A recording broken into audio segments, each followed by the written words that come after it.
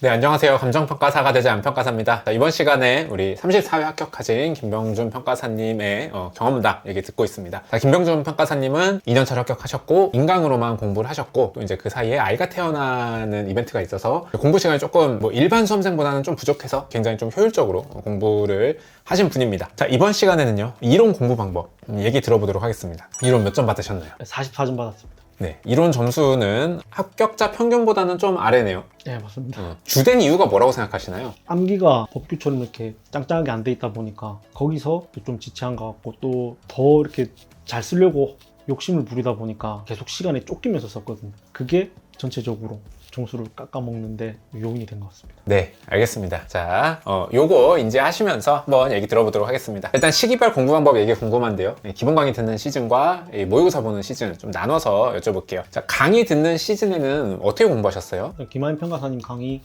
계속 듣고 과제 내주는 거 하고, 근데 그거는 이제 일주일에 2번만 수업이 있으니까 나머지 시간에는 기본서 그리고 실무 기준 그리고 의 한 달에 한 번 회독할 수 있도록 분배해서 계속 읽었습니다. 30등분해서 읽기만 했어요? 외우려고 한다기보다 그냥 이제 친숙해지려고 이해하려고 계속 읽으면서 추가적으로 기본서 같은 경우 그 한 문단을 한 줄 혹은 이제 키워드로 이렇게 축소해 가면서 나중에 볼 때 더 빨리 볼 수 있도록 그렇게 이제 압축해 가면서 공부했습니다. 기본서를 압축해가면서 공부했다는 건 그러면은 그 내용이 있으면은 그 한두 줄로 내가 옆에 또 한번 써보는 그런 건가요? 네, 새롭게 문장을 재조립할 수도 있고 아니면은 핵심이 되는 문장에 이제 밑줄을 그으면서 그것만 나중에 빠르게 볼 수 있도록 그렇게 공부했습니다. 아, 어떻게 보면 조금 서브화를 했다고도 볼 수 있을까요? 네, 맞습니다. 이제 요약집을 만드는데 그냥 책에다가 만든 거다. 네. 이런 느낌이군요. 그러면은 따로 암기는 이때는 안 하셨어요? 암기는 이제 법규도 마찬가지고 계속 읽다 보면 자연스럽게 되는 부분이 있기 때문에 처음부터 암기하려고는 하지 않았고요. 근데 나중에는 이제 암기 안 되는 부분들은 시험에 임박해서 외워야 됩니다. 그렇게 공부했습니다. 알겠습니다. 그럼 이런 식으로 과제 꾸준히 하면서 그냥 기본서, 의의 노트, 실무 기준 요것만 계속 반복해서 읽었다? 네. 알겠습니다. 자, 그 다음에 이제 모의고사 시즌. 네. 요때는 어떻게 공부하셨어요? 모의고사도 이제 토요일, 일요일 날 그 주 공부하고 이제 평일에는 이제 기출문제를 이제 유형별로 분류해가지고 30등분해서 한 달에 한 번 볼 수 있도록 그렇게 공부했습니다. 기출문제를 유형별로 30등분 했다라는 건 뭐예요? 그 유형별로 강사님이 이렇게 분류를 해놨는데 그거를 이제 제가 계속 보다 보면 저의 나름대로 이 문제는 여기에 지금 강사님이 분류해놨지만 이 문제랑 더 유사한 것 같다 이런 식으로 제가 또 분류를 하면서 문제를 한 달 안에 다 볼 수 있도록 이제 나눠가지고 하루에 할 분량을 그렇게 소화하면서 공부했습니다. 아, 그럼 여기에 보신 문제는 이제 뭐 각 스텝에서 나왔던 문제? 네. 그거랑 기출 문제랑? 네. 그것만? 그렇게 하고 주말에는 이제 스터디. 아, 그래서 그것만 이제 계속 유형 분류를 하면서 30등분해서 그거 계속 봤다? 네. 그러면 이 이론에서 이렇게 기출문제나 뭐 어떤 그런 수업 과정에서 나온 문제를 반복해서 봤다라는 게 네. 이렇게 문제 보고 답 읽어봤다는 거예요? 답안이 기본서랑 실무 기준을 바탕으로 또 구성되어 있기 때문에 기본서를 계속 읽어왔으면 이제 그 부분이 자연스럽게 이렇게 써야지 이렇게 외워지는 것도 있고 그런 것들은 또 제치고 그리고 또 잘 이해 안 되는 부분만 또 이렇게 계속 남기면서 그렇게 계속 반복해서 읽었습니다. 아, 알겠습니다. 그럼 문제를 푼 건 아니에요? 이제 처음에 이제 문제를 보고 제 나름대로 목차 잡아보고 이 안에 어떤 내용이 들어갈지 생각하고 나서 이제 답안이랑 비교해보면서 이렇게 썼구나 저렇게 썼구나 비교해가면서 공부했습니다. 아, 그럼 걔도 이제 볼 때마다 계속 목차 다시 잡아보고 이러셨어요? 네네. 알겠습니다. 그러다가 이제 어느 정도 뭐 이거는 완성형 목차다라고 네. 된 거는 빼고 네네.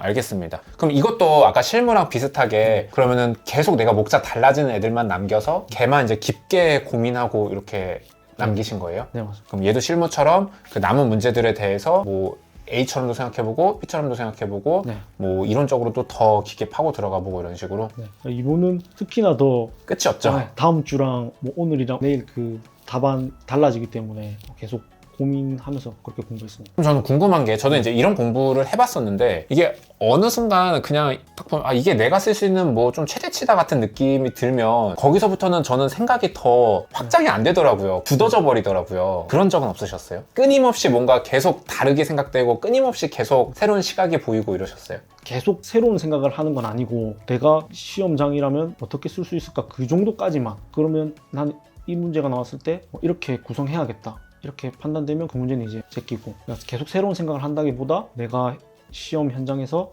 어떻게 쓸 수 있을까, 나만의 최고 답안이 나올 때까지 그렇게 계속 반복해서 봤습니다. 어떻게 보면은 좀 이 답안을 외운다기보다는 걔를 봤을 때 어떻게 대처하는 그 접근법을 외우신 거에 가까운가요? 제가 생각한 거랑 기출문제집 답안 비교하면서 이게 더 좋은 것 같다 그러면 이렇게 또 외울 건 외우고, 근데 나는 내 생각이 더 괜찮은 것 같다 하면 너무 튀지 않지만 보수적인 입장에서 이렇게 또 구성하면 좋을 것 같다, 저 스스로 이제 목차를 이렇게 만들어 보고 그랬습니다. 이게 문제를 보고 이렇게 계속 목차 고민을 하시면서 이제 공부를 하셨다. 그럼 혹시 그 기본서랑 의 실무 기준 읽는 거는 이때는 안 하셨나요? 근데 이제 기출문제 답안이 결국 이제 기본서랑 실무 기준으로 이루어져 있어서 이제 겹치는 부분들은 빼고 하면은 기본서, 실무 기준, 그리고 기출문제 다 합쳐도 얼마 안 되거든요. 그러면 이제 그것도 더 빨리 계속 봤던 거기 때문에 하루에 다 그게 읽을 수 있게 되었습니다. 아, 의, 기본서, 실무 기준은 여전히 계속 봤다. 네. 물론 이제 답안이랑 겹치니까 빠지는 게 많았지만 여전히 계속 봤다. 그럼 공부 방법이 되게 단순한 것 같아요. 의, 실무 기준, 기본서를 계속 반복해서 보면서 기출 문제도 계속 반복해서 보고, 그리고 그냥 내가 어느 정도 해결됐다 싶은 건 빼고, 이렇게 그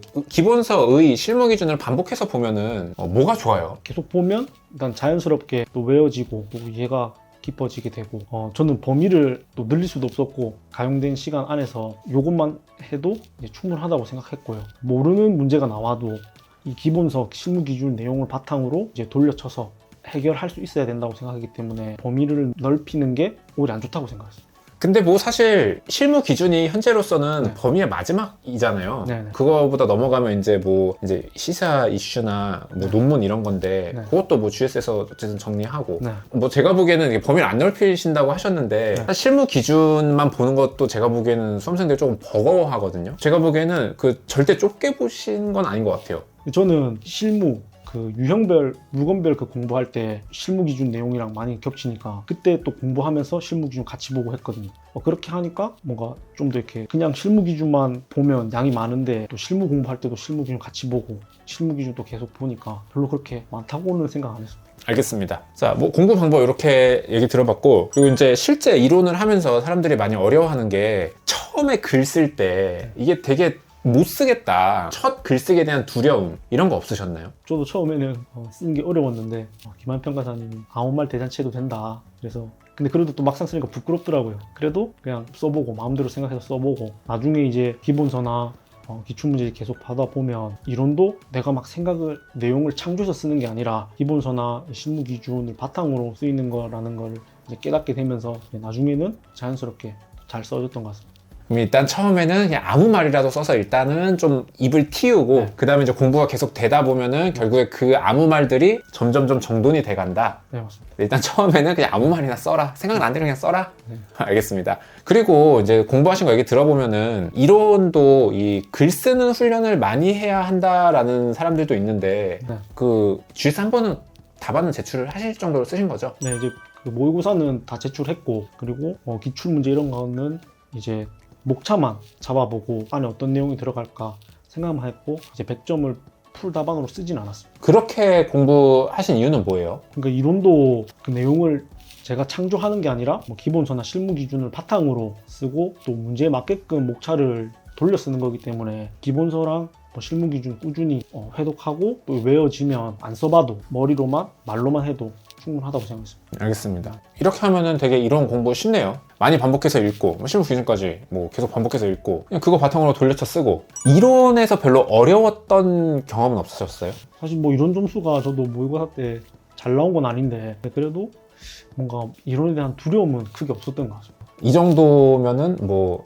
내가 뭐 합격은 할 수 있겠다. 40점은 그래도 높게 나오지 않을까. 근데 제가 개인적으로 이론을 잘하지는 못해도 좋아하다 보니까 그게 두려움은 없었던 것 같아요. 저도 사실 이랬어요. 저도 이제 둘 다 우리 공대생이잖아요. 기본적으로 글 쓰는 게 기본적으로 좀 익숙하지가 않아서 잘하지는 못했는데 절대 꽈락은 안 날 자신 있었어요. 평사님도 그런 얘기시죠? 그런 것을 그리고 또 이제 이거 지금 얘기해 주신 이런 공부 방법 외에 조금 더 이제 다른 팁들이 있다면요? 저는 서결에 어떤 내용을 쓸지 정형화하려고 했고, 예를 들면 서에서 감정평가 의의부터 시작한다, 뭐 문제 4번 서에서는 관련 개념 정의부터 쓰면서 시작한다, 문제에서 제시되는 개념들을 이제 관련 개념, 이제 목차 잡아가지고 이제 다 쓰면서 이제 기본적인 이 답안의 양을 채우려고 했습니다. 그러면 또 남은 배점 목차 잡기가 이제 한 두세 목차만 또 생각하면 되니까 부담이 덜했던 것 같습니다. 기본적으로 좀 어떻게 쓸지 약간 네. 어느 정도의 패턴은 좀 정해놨다. 네네. 알겠습니다. 자, 우리 이렇게 해서 이제 이론 공부 방법 얘기 들어봤는데요. 마지막으로 좀 이론을 공부하는 우리 수험생분들에게 좀 해주실 얘기가 있다면요.